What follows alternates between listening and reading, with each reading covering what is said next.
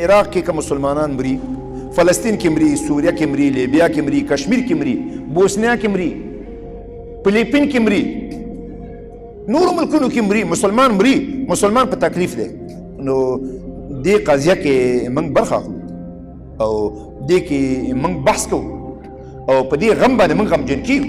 داسې نه وایو چې زه څه کومه، نه، موږ د مسلمانانو په مسایلو باندې نو موږ بې طرفه نه یو، موږ طرف واقع کیږو او خامخا په هغه کې موږ هغه کوو. ډېر تعصف ده.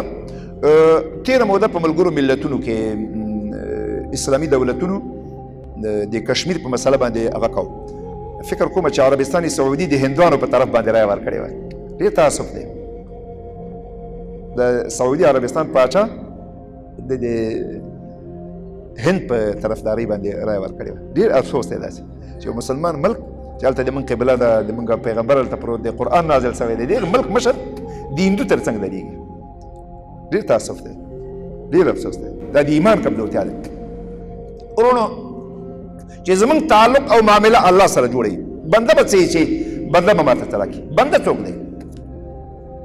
نو د سړي باید الله سره معامله صفایي چې الله راضي سي. که بندگان ما نه پېژني، نه مې دې پېژني، چې الله ما پېژني، الله سره معرفت بس دغه کافي دی. د الله معرفت کافي ده. بنده به څه چې تا ته به څه درکړي.